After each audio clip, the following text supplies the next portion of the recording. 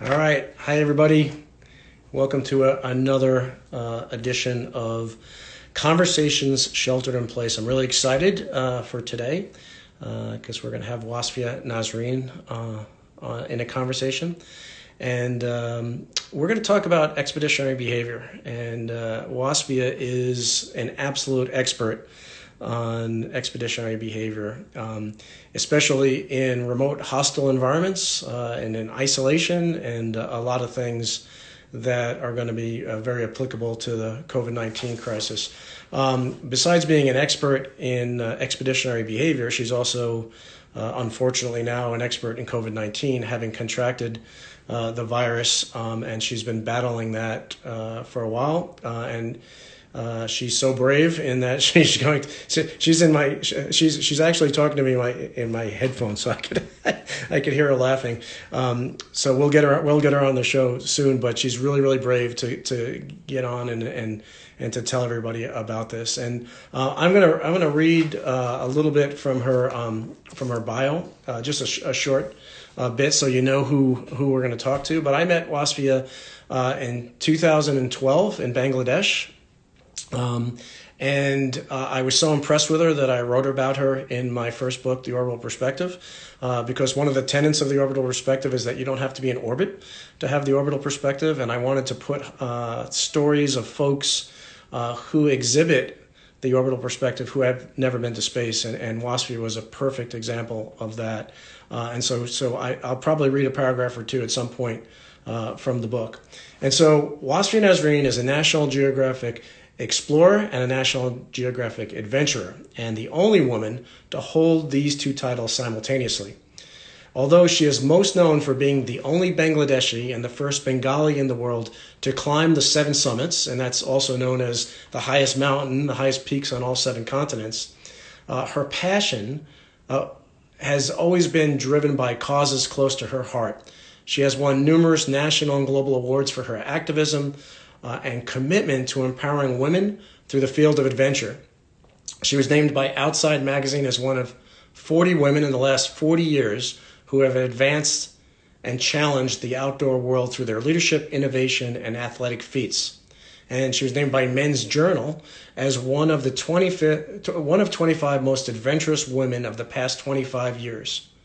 As an expedition expert, she takes leaders on journeys into nature to connect with self, humanity, and the earth so that together we can commit to solutions that will create positive change on our planet.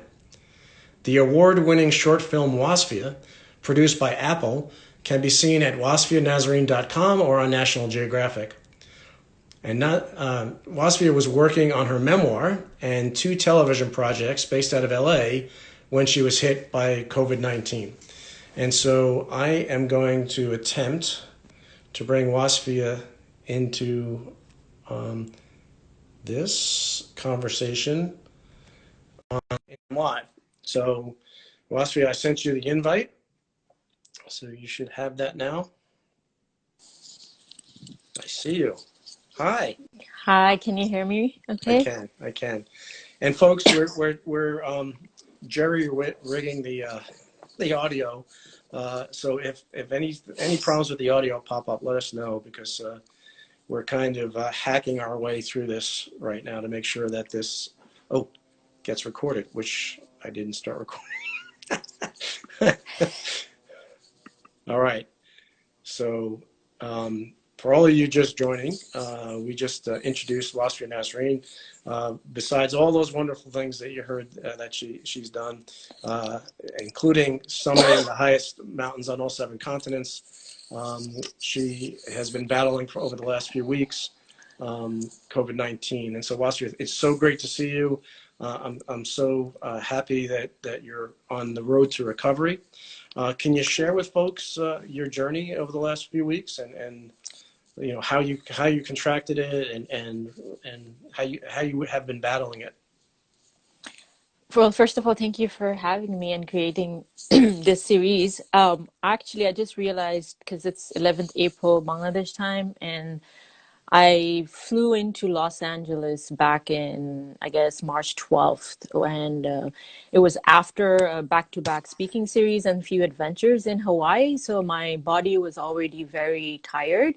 So only later I found out from the doctors that actually when I was stuck in LAX, which is the, airport, that's when there was a huge crowd coming in from all over Europe because, US just had this order for everyone to return, and I was stuck in that for a long time, and that's probably where I got exposed to the virus. And speaking of which, it also depends how long you've been exposed to it. And I didn't know all this till much later. So the day after, when I was at home, I just felt very, tired and lethargic, and I just thought, my body was catching up from all the work that I was doing. And then I guess that was Friday, Saturday. Saturday, I was trying to feel a little better. Sunday, 15th, I started with the shivers and temperature, really high temperature, 103. And, to the point where my brain and head was like throbbing at a rate I've never experienced. And obviously right away I started getting in touch to get medical help. And one of the reasons, and I do want to specifically mention this because one of the questions that I get a lot from people is like, oh my God, if COVID did this to you, such a high performing athlete, then what would it do to me?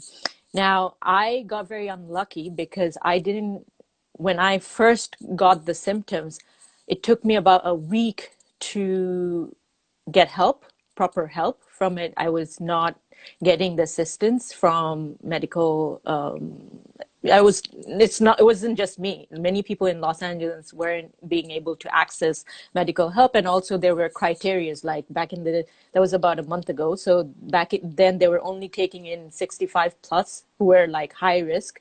But now we know better. Now we know that we're also like it can actually attack anyone. So that whole, not being able to get tested initially, not being able to get access to, hospitals, that kind of deteriorated my condition drastically because each and every single day So matters. when you went there to try and get medical help, what were you told? They just asked me to take a Tylenol or paracetamol and go to sleep, basically. And it wasn't in one hospital. I went to 4 different hospitals and, with using all my connections in LA. And I know teenagers like the 17-year-old who passed in at Los Angeles.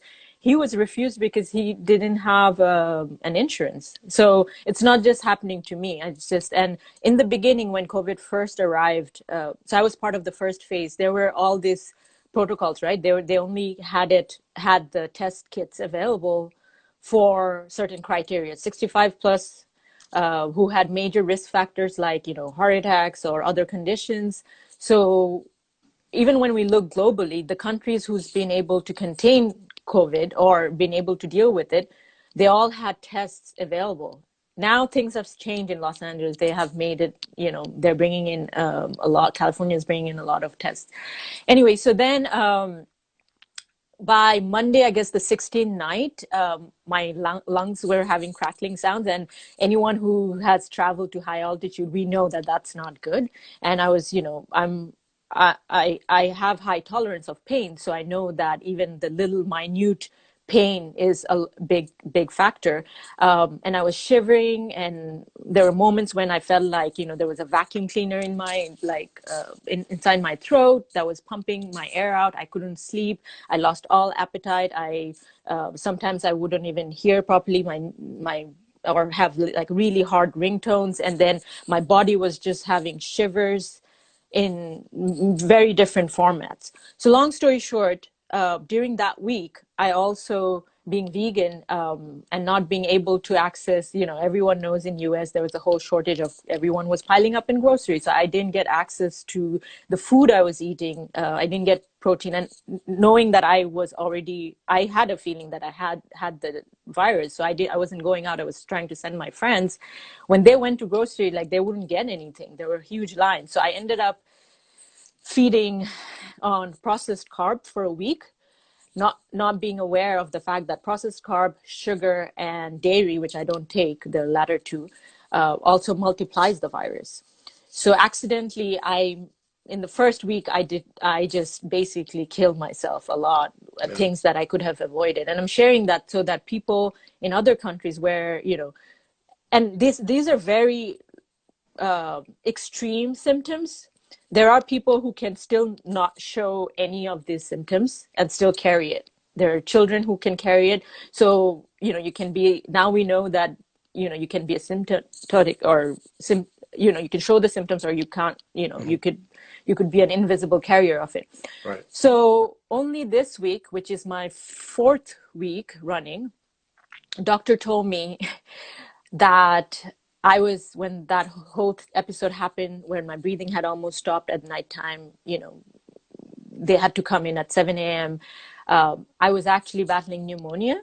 And they specifically, it was, hidden from me because my heart was not in a stable place. And I was already having a lot of panic and anxiety and stress and dealing with it all by myself in a foreign country. My doctor, she made a really wise call not to give me the news, because all the news around us was, either pneumonia related deaths or heart issues. So she waited till I crossed that stage to tell me. I still have the virus in me, but I have a long recovery. Anyone with pneumonia, as you may know, takes a while to recover. Mm-hmm. So I've been put on further quarantine, 1 month of rest, and heavy dose of nutrition, as well as, I'm taking some Chinese herbal medicine. I also got tested again yesterday. Was it yesterday or day before yesterday? I still have a lot of trouble sleeping. I haven't been able to get sleep because, like last night, and this is what I was telling you this morning, that I'm alive, because last night what happened is, every time I've been able to sleep, even fall asleep for an hour, I wake up panicking, thinking that I'm going to choke to sleep, which has happened in the 2nd week. I've even had friends, be live on video call while the whole night to keep track, but I wouldn't be able to sleep so this morning, when I slept for 2 hours, I had a really bad nightmare that someone was choking me. And, I wake up, I guess it's sleep apnea, and I wake up being all ruffled in my bed sheet. And I had a call with my therapist earlier this morning, and she says that there's a lot of trauma that the body's been storing, and it's very natural to have all these right now. I'm still on sleeping herbal medicine, and even with 3 really strong dose, I'm not being able to sleep. And if I don't sleep, my body's not going to heal. So sleeping is very important to get the nervous system grounded. Yeah, so there's a bunch of stuff there that I want to talk about. The first is just to let everybody know that doesn't know this. You're a world-class endurance athlete. So a world-class endurance athlete that, had such a horrible time with this. And, you mentioned about how carbohydrates and sugar, basically you're feeding the virus, right? You're helping the virus. Can you talk a little bit about that and what people can, what nutritional steps people can take to help boost their immune system, and then also if they get the virus, to help ward it off? Well, I'm vegan, so my diet won't necessarily match with rest of the people who are listening, but I think it varies from person to person. If you're a sugar addict, cut on everything. I mean, CDC already has a lot on, how you should be quitting smoking and all that stuff. But other than that, sugar is not good. If you haven't gotten it, then elderberry is really good. To boost up your immune system. But if you've already gotten it, then elderberry is toxic for you right now. And, there's a whole list of things that maybe we can publish later, but definitely not processed carb, no dairy. Dairy does not help at all. Protein is always good, but a lot of vitamin C, these are preventative though, these don't cure you. But just having a healthy lifestyle, walking around, even now throughout my sickness, my doctor's been pushing me to, have some kind of movement going on, even if my body is really weak. Yeah. But the key is really the mental peace right now, because the body, our entire immune system, our entire nervous system, our digestive, like they don't function unless we are in a place of peace. So, Excuse so, me. so I even, and you bring up a really good point about the positive attitude, because even I think in your darkest time over the last few weeks, you've somehow found a way to put positive messages out on Facebook and your other channels, and basically share pointers and tips for folks to help them get through that. And most of that, I think, was based on just your mindset, right? On how to psychologically get through this. Can you speak to any of that? Yeah, I do want to talk about the fact that even if I'm giving positive messages, I have been waking up with depression. I can see it. And I think it's very important to talk about it. I think everyone right now globally is for their, whether you've gotten COVID or not, we are we are experiencing some form of depression, grief, sadness. There's so much uncertainty, fear, anxiety, whether we agree or not, we are like just collectively. And I think it's, all of us need to be very transparent about mental health and be there for each other. Can you hear me? Yeah, Yeah. I'm getting an echo now. So Okay. So, but what I've for those who know me, I've had decades of meditation practice with my teachers. So they've been really helping me, even though I haven't been able to sit for that long. So before COVID, I literally had a schedule where I wake up 4 a.m., sit for 2 hours of practice before I go to my physical gym. Just like we have to go to, work out our body, we have to train our mind, right? So that's been part of my discipline. But even with all that practice, it's very hard. And even though I have had that practice, I do experience depression, but it's the practice of being able to sit with it. And you and I were talking about fear earlier, is many people are experiencing fear. And from the externally, I've had friends tell me, oh, you don't have to deal with it because you've already conquered fear. That's like such a wrong thing to assume and project. We're all human beings. Like we all experience pain, sadness, grief, uh, and it's becoming so funny because we did a whole live on Facebook, and most of the feedback was like, "Oh, nothing will happen to you because la la la, you're immortal almost." Like, you know what I mean? Like you're and a I'm superhero. yeah, but superhero, but it's like I'm a human being. I have, I experience body pain. I experience mental pain. Maybe the only difference is how we are able to cope with it or deal with it. Yeah. And, it's been very important for me to just sit with fear. And I think when we say fear, it's often taken as a negative thing. But the way I see it is it's a really good thing to have a fear. There's healthy fear and there's unhealthy Right, fear, right, right. right? I mean, I don't know. How do you feel? Yeah, so I think, fear has its evolutionary importance, Right. but we should be afraid of things like, tigers. If we're walking through the jungle, if we see a tiger, we should be afraid that and do something. Fear should be, you should act. Fear should be something that causes you to act for your own survival. But what we tend to do is we don't get fearful of things that are happening. We get fearful of things that might happen.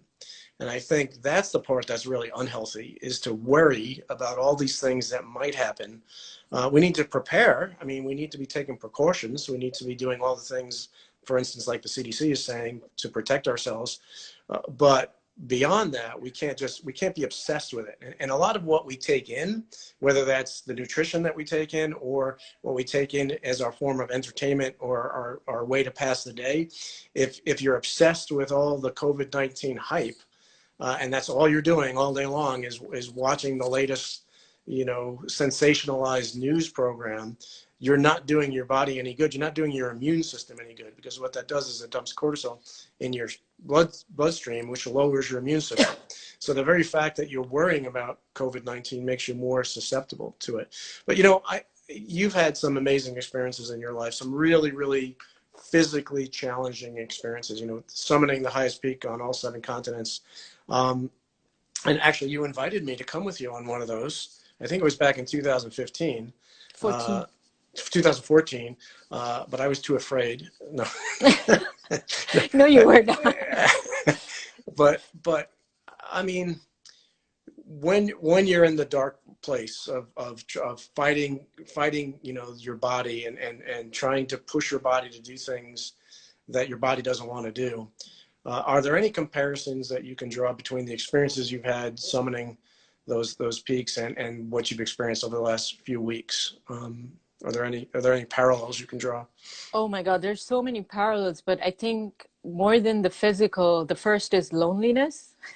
You know, Yeah, being like I've been literally in a jail, and especially with this illness, it's beyond any mountains I've peaked because not even my friends can come near me. You know, I can literally kill you right now. So just being in, like, I've had a lot of meditation retreats where we go into 10-day retreat or 20, you know, isolation. I've had a lot of isolation experience on the mountains in nature, but this has been, and to know that you're actually lethal. I can actually kill someone if I'm around someone. And, you know, for a month, I haven't been, except for when my doctors visited me with all their gears on.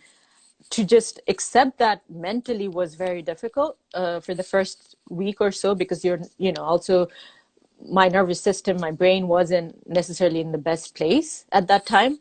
So that's been very painful. But like you said before, you know, how the difference between healthy fear and unhealthy fear.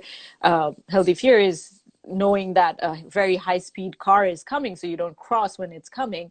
But right, also unhealthy fear is not being so fearful that you stop crossing the road, right? And so right. it's been a daily struggle to just being able to sit with that fear, sit with all those loneliness. And honestly, what you use the term orbital perspective, that's what I've been feeling throughout it all after I sit with my fear and anxiety. And a lot of time it's anxiety of anxiety instead of just anxiety, you know, what's going to happen.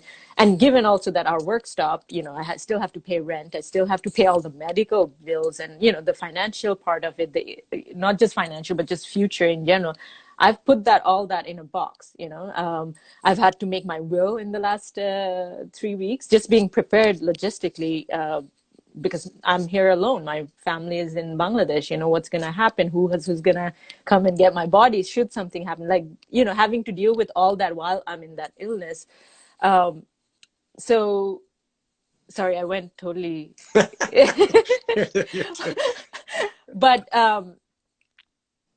yeah, there are a lot of parallels in the mountain, but I think this COVID experience was completely beyond anything I have had to deal with in the Yeah, mountains. Like, you know, mountains really prepared me, but this is a real deal. yeah.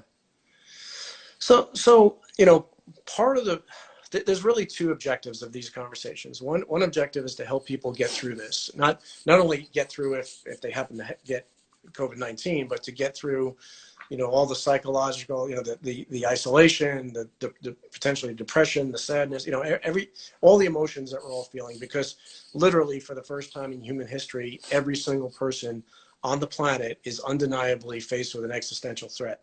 So this cliche that we're all in this together is no longer a cliche. It is the reality of the world that we live in. And so, but the other thing is, you know, we're people like you. You've paid a horrible price for this virus, and you're continuing to pay. Your entire you came to the threshold of death. You are still battling it, and many people are paying a price, even if they're not infected. You know, everybody's paying some type of economic and financial price, emotional price, and so part of the reason why we're having these conversations is to talk about ways that we can come out the other side of this stronger, more unified, so that the price that we're already paying, we get some type of benefit from it. And so maybe we can get a little philosophical and go down that road. And to do that, I wanted to read from the orbital perspective, because I want to introduce everybody to what how we got to know each other. Well, it's not through the book, but we like I said, we met in Bangladesh in 2012. And when I heard your story, I wanted to include your story in the book. And so let me just read this real quick. Years later, back on Earth, the words of another person with a similar experience helped me understand the deeper implications of the experience. My friend Wasfia Nazreen is on an amazing quest to summit the highest peaks on all 7 continents. So obviously this was written before you actually did it. She embarked on the quest on the 40th anniversary of the birth of Bangladesh as a country, beginning by summiting Mount Kilimanjaro in October 2011.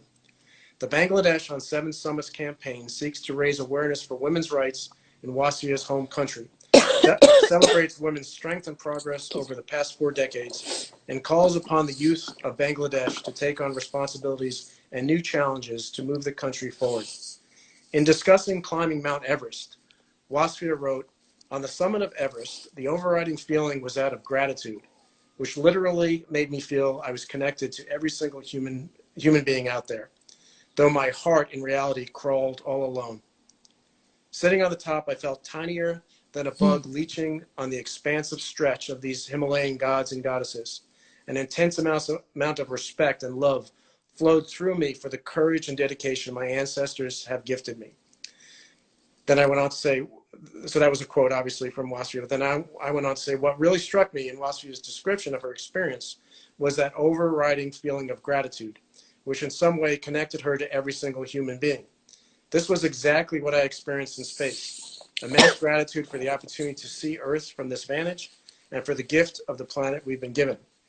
In some way I can't explain, being physically detached from the Earth made me feel deeply interconnected with everyone on it. I distinctly remember this feeling of profound thankfulness, but Wasfia's words helped me process the awareness of the interconnectedness of the inhabitants of the planet. And so I hope everybody feels that right now, because it's pretty obvious that we are all not only interconnected, but interdependent. And so is there anything that you can share with us to help us, find a path out of this darkness, a path that leads to more shared strength and more unity? Yeah, I think my biggest hope is when we come out of, because it's not just my struggle, right? It's everyone's going through this, that those who are actually in power to make decisions for the earth, um, we make Mother Earth part of the equation, like we on not just Mother Earth, but the real heroes and heroines that we've been seeing, from the garbage collector to, those people who are actually in the front line keeping the system on, who are risking their life. We make them, it's high time, because I just feel like we just don't learn. And this is Mother Nature is going to keep throwing this.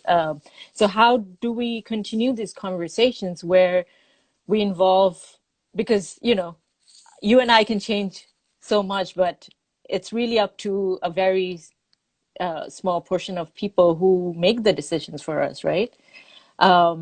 So it's important that we don't forget about this interconnectedness. I think everyone now knows, regardless of religion, regardless of our background, we all can be affected from it, right?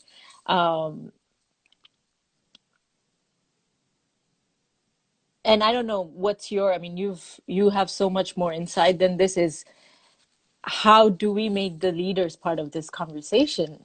Yeah, I think that we underestimate the power of an individual person too. I think, and the reason why we do is because we look at everything in such a short time frame. We can't see beyond Right. three weeks from now. But when you look at things over the course of a long time frame, every single person is immensely powerful, and every decision and every word and action that they do ripples out exponentially. And collective action, I think, it can really move the needle both long term and short term. So how it does long term is just because it ripples out and it affects everything else. But short term, the more people that come together and refuse to accept the status quo, that refuse to say, you know what, we're not going back to where we were. Let's go back. Let's go to somewhere even better. Let's use this as an opportunity to change some of these things that have affected us. And I think we as a people are incredibly powerful. And it's not a cliche. I really truly Yeah. believe that when we unify, and when we get behind something, when we refuse to accept the status quo, I think that we can move mountains. And we're starting to see. I mean, we're starting to see some of the effects of, you not having this daily attack on the earth every day. And we're starting to realize that we have things completely upside down, that we treat everything on our planet, including the very life support systems of our planet, and including all the people that live on this planet, as the wholly owned subsidiary of the global economy. But the reality is that it's exactly the opposite. Our economy is dependent on our society, and our society is dependent and embedded in the biosphere that we call Earth. Yeah. And so because we treat everything, our cultural systems, our political systems, our business systems treat everything as resources to be exploited by the global economy, including people. That's why we're in a lot of the problems that we see right now. And so by coming through this stronger, by coming through this more unified, it will enable us to be able to deal with the next crisis that comes down the road at us much, much better. If we go back to the way we've always done things, this is a wake-up call. This is a call to action. This is a unifying call to action. And if we hit the snooze button on this wake-up call, the next crisis could be even worse. What we have some questions. Can we take them, or? Yeah, let's. Sorry, I know there's questions have been going by and we haven't been seeing them. But send them now and we'll see them. So Morshid Mishu, an artist from Bangladesh, he asked you, what are the difference do you find between being in space and staying at home in this pandemic? Oh, well, the view is better in space. So, I mean, there is a lot of similarities. I could walk out into my backyard and go outside right now. It's a lot harder to float out into my backyard and on the space station. As a matter of fact, I only had 6 months in space. I only got to do that 4 times, and most of that was in the first 2 weeks. But what keeps us going on the space station is feeling a connection with home, however you define home, and I think what really helps is keeping connected with people that you love, keeping connected with your friends, keeping connected with people who bring you joy and lift you up. And we have all kinds of technology now to do that. I mean, right now we're on Instagram Live. There's so many different. Wait, so you did that when you were in space? Yeah, so once a week we had video conferences with family members. We also had an IP phone that we could use to call people up, and that was always fun, calling people from space. What about the rest of the time? Well, we were pretty busy, so that's the other thing is we keep pretty busy. So it's hard to get bored when you're really, really busy. Right. But whenever we weren't busy and we weren't connecting with home, we were looking out the window, and we were looking out the window because it's just indescribably beautiful to see the planet from that perspective, and it's always changing, and it is uplifting. And that's going back to reading that excerpt from the Orbital Perspective, what we both shared, and the reason why I wrote about your story in the book was this feeling of connectedness, of being interconnected with everybody on the planet. We're not from the Earth when we're in space. We're of the Earth, right? We're a part of the Earth. We were created through the Earth, and we're part of the Earth. And so I think if you have the opportunity to safely go out into nature, my wife and I went on a hike yesterday, and we didn't see anybody on the entire time. We found a place where we didn't think anybody was going to be there, and they weren't. So if you have that opportunity to get out into nature, I think that's a really, really good thing to do. Unfortunately, most cities aren't following that. I had to rush to hospital 2 days ago wearing, all covered up. They wanted to test me again. And despite the lockdown, there's so many people not maintaining physical distance and just like going about in the park. So it's kind of, and that's not just in LA, that's everywhere, Yeah, I mean, we should be treating those, keeping social distance, wearing the proper PPE, taking all the precautions. Masks should be seen as an act of service, because you are saving lives by doing that. You are not only protecting yourself, you're protecting everybody that's around you. And so we had masks when we went up there, and we found a place that was uh, deserted or remote. So, were there other A questions that lot of came in that I people are missed? wishing me get well soon and things like that. I'm really grateful. Thank you so much. Yes, it is being recorded, right? So they can Yes, show it to others. yes. I think we're being recorded somewhere else, right? So we'll try to upload that. We're gonna have a cutoff point In by about the, 20 minutes, yeah, let's say. okay. Yeah, 15, 20 minutes. Systems need to change as well. Thanks for the reminder from Mehnaz. Yeah, and that's, also been, I mean, I've been reflecting on that too, but like, the systems that we have collectively created don't function anymore, don't serve us. And that's been, I think, an overriding conversation, right? Yeah. So we got a question from the director of the films Overview and Planetary, who's asking, how do you think the crisis will change us as a species? Ooh, you take that one. uh,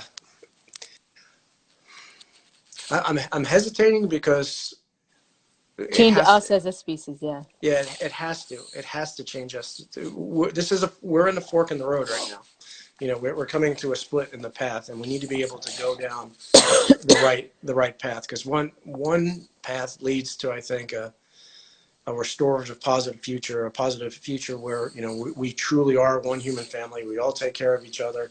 A future that we'd all want to be a part of, and then the other path leads to destruction, basically. And you know, I think COVID-19 is a symptom of an underlying root problem, and the underlying root problem is we don't see how interconnected, how interdependent we all are. We think we act in a vacuum, and we think that our systems are independent systems when they're not systems. Every business is not an independent business. Every business, it can be a node in a fabric of prosperity, right? It could be an interdependent node in a fabric of prosperity. Every person is not an individual, is not an individual in a vacuum, right? Every person affects everybody else. Every country affects everything else, and every nation has a responsibility to their citizens to seek their own national interests. But those national interests have to be sought in the context of the entire planet, because we live on an interdependent planet with an interdependent biosphere. And so we see very clearly, and this virus is a perfect example, that what happens on one part of the planet can have disastrous results everywhere else. And this is just one example. This is just one of the wake-up calls we've been given. And hopefully, like I said, this will be a wake-up call that we don't have the snooze button on. And we come out the other side of this, that to answer Guy's question, we come out of this, the other side of this, more unified, more cooperative than we were before, and more willing to endure a little bit of discomfort for the safety of others. And realize, there's this whole saying, you can help yourself by helping others. That's so true. I mean, Yeah. when you when you sacrifice a little bit of comfort to help somebody else, you're boosting your immune system. There's a positive benefit to that. And so I think hopefully that's the path that we're going to come down. What do you think, Was? No, I totally agree. And I think, in the collective chaos, when things become so-called normal, we tend to forget, like, for example, since I've gotten my breath back, I've just been feeling so much gratitude for the air I breathe. And we don't have that. We often lose that perspective, when things get busy. And I think when we come out of it, like, we need to hold on to those lessons and, the simple things that make us live. Like, I'm sitting with each part of my body, my organs on a daily basis, going, like, we take so much for granted. And that's, starting from my body to on a planetary level, not just that people are commenting about humans, but also the animal realms. Like, have been destroying wildlife habitats. We've been completely, like, we don't have enough gratitude for every part of Mother Earth. And just when we are going through it, to be aware of it, but not forget as soon as we get out. So I think I mean, for me, as soon as I heal up, I'm gonna, get back and do everything in my powers so I don't forget and the lessons from it, but it has to be in a united effort, if that Yeah. makes sense. Yeah. So I have a question for you, and it's twofold. One is, when you were going through some really, really rough times over the last couple of weeks, and you were having problems breathing, and you weren't getting enough oxygen probably and all that, did you have anything in your experience base, something being on the top of the mountains, and did at any time you're like, okay, I've been here before, I know how to get through this. Did any of that happen? And were you able to draw on that to keep a positive attitude? And what kind of suggestions can you give people to be able to keep a positive attitude through this? It's funny because I was actually going to email you right after that because it was literally the conversation you and I had when I came down of Everest, and someone had introduced us saying, "Oh, she just came down from the top of the world." I don't know if you remember this, and This they is in introduced Bangladesh? you, yeah, and they Yeah. introduced you as, "Oh, he just came down from space several whatever weeks ago or months ago," and I was like, "Well, I can't really topple that," but I think what you didn't know at that time was I was also at that point dealing with a lot of depression because there was this strong clarity of interconnectedness that I felt on the summit of the top of the world, that as soon as I came down to so-called civilization, there was all this media hype and people thought I was happy, but I was dealing with a lot internally that only someone like you would understand because you've had the perspective. And that's why I think our conversations took off at that time. And similarly, when I was suffocating and, there was a period of 3 hours when I couldn't get access, when I was choking, there was, to call an ambulance, it was another $5,000. And it wasn't until 7 a.m. that I got a hold of a doctor. So this happened from 3 a.m. to 7 a.m. And during those 3 hours, which seemed like 3 years, like where I was just gasping to stay alive, at the same time, throughout all this physical pain, I just felt so connected to not just the people that I know, but just earth, like every single being and every single experience that I've had, and every like your entire life kind of flashes through you, like random things, like random people you've crossed in Heathrow Airport, to like, good experiences, bad experience, not so good like it was just a whole trip and I can't experience it. But at the same time, I was talking to my friend about this. Like before I got COVID, I was in Hawaii, literally having the most intimate experience with nature. And so when I got locked down in that, not being able to breathe, I was literally feeling like whales jumping in the Pacific, at the same time feeling, but being able to see it from a place of just gratitude for everything that we have been collectively going through. I'm not being able to articulate it, No, but no, someday, I know exactly what you're you know what I saying. mean? Like, it was like, and, of course, the worldly questions come into your mind, like, oh, who's gonna take care of the daughters? I have two kids in Nepal, or, the logistical part of it. How is my brother gonna know? Like, at that time, none of my family members even knew about what I was Yeah. going through. So those go, but the overriding theme was that interconnectedness again, Right. Right. and even in my worst loneliness. And before I knew it, before I could get hospital attention, I have four main meditation teachers. They were actually holding me from four different parts of the world in meditation and helping me navigate through those realms. These are some of the practices that we have been doing even before this started, is, you know, dying every day, as pessimistic as it sounds, but it's not dying. It's not like dying as in the physical death. Everything changes, every moment Right. changes. So Right. Right. we experience death every moment, but how do we awaken? Because every single moments have a transformation point. The more in our practice, we say that the more negative things that you experience, the more opportunities you get to Exactly. transform Exactly.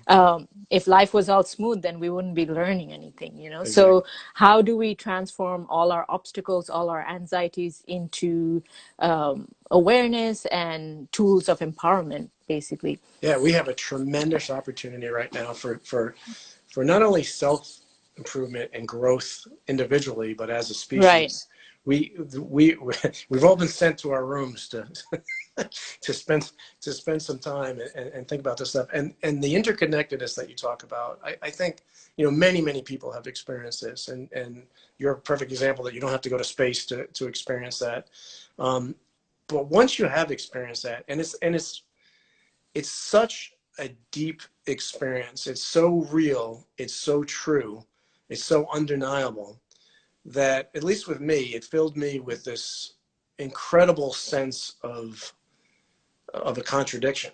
You feel on the one hand the beauty of being interconnected, that you're part of this fabric of life. You're part of this, teeming, vibrant expression of life on the one hand, but then you see how we treat it, and we see how we treat each other, and you see all the suffering on the planet, and it filled me with just this sense of a reluctance, a refusal to accept the status quo. That it's not okay. It's not okay that 5,000 kids die every day from a waterborne disease. We're talking about COVID-19, but every single day, 5,000 children die from waterborne disease that are completely Yeah. preventable. There's no reason that needs to happen. And so this crisis is hopefully focusing us,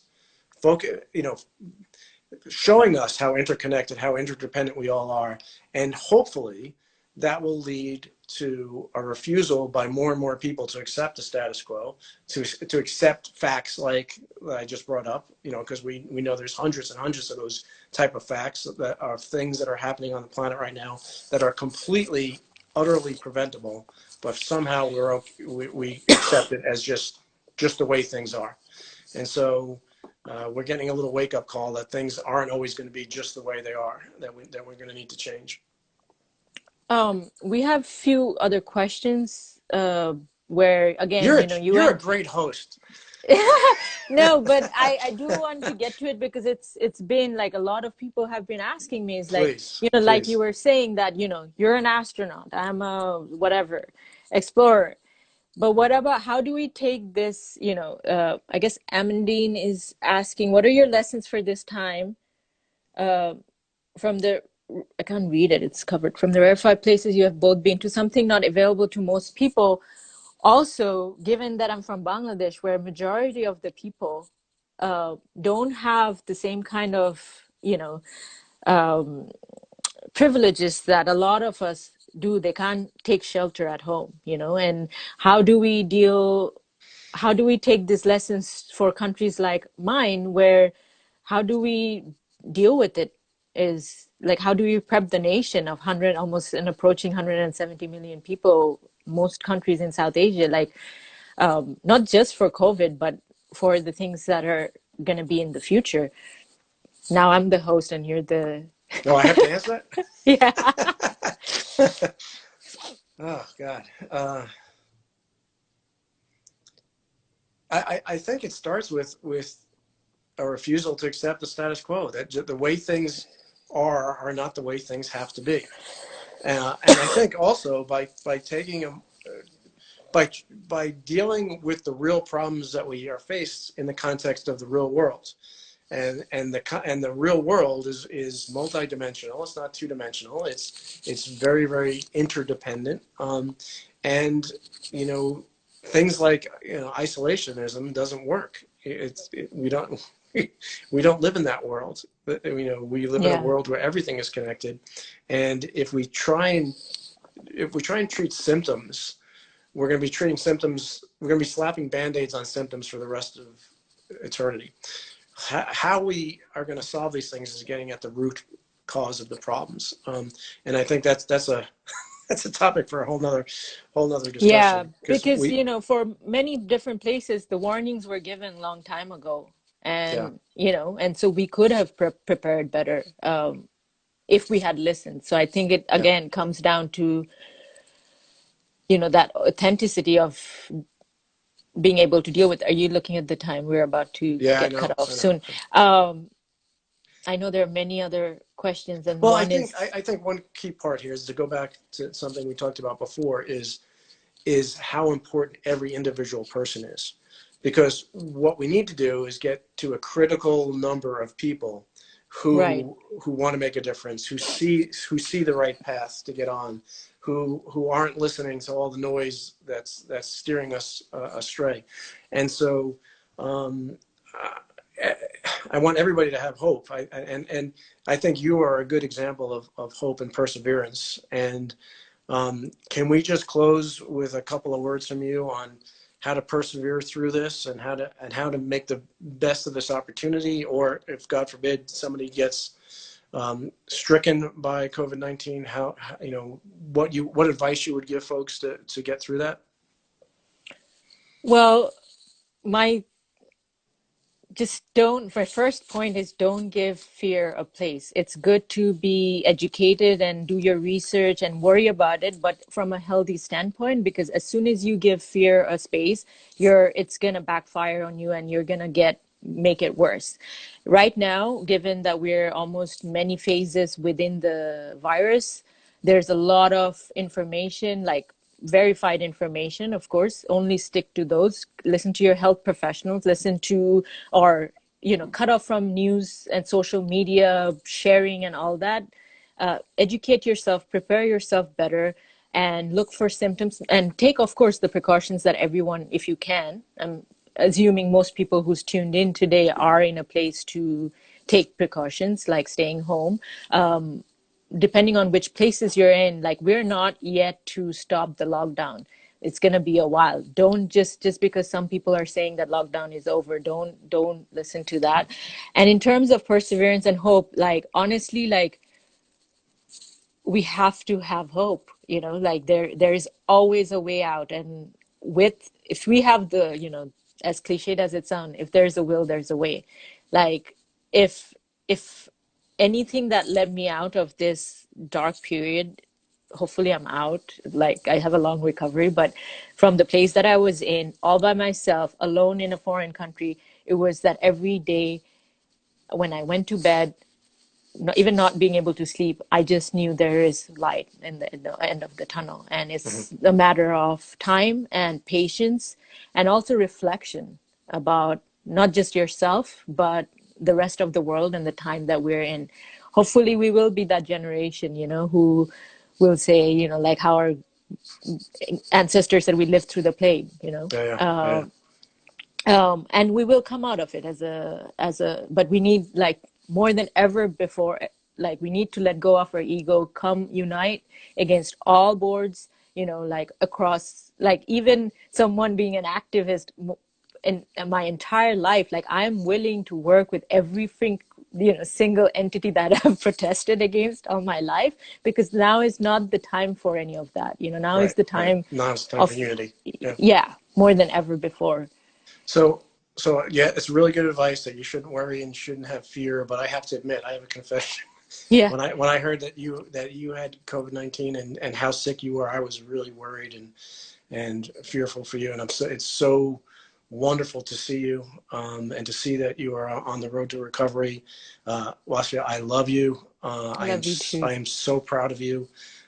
You are a light. I mean, what was amazing was even in your darkest time, you were a light for everybody else. All you were doing was thinking about others and trying to get the word out. And so you're my hero. and Oh, you're gonna make me cry. You're my but hero. but And thank you for being there, and thanks to everyone who's being with me in this journey, because one of the things even from my journeys across the world is it doesn't mean anything if we're not able to share it with others. Yeah, we're going to get through this. Yeah. We're going to get through this. We're going to get through this stronger and better than before. And thank you so much. so everybody out there, hang in there. And thanks for We got this. we got you. We got this. And thanks for joining us on Conversation Shelter in Place. We spared no expense on it in our graphics department for. That's cool graphics, by the way. So thank you, everyone. Thank you, Wasfia. Thanks everybody for tuning Thank you, in. Ron. And we'll get this up. We'll get this up on the interwebs. All right. Stay safe, everybody.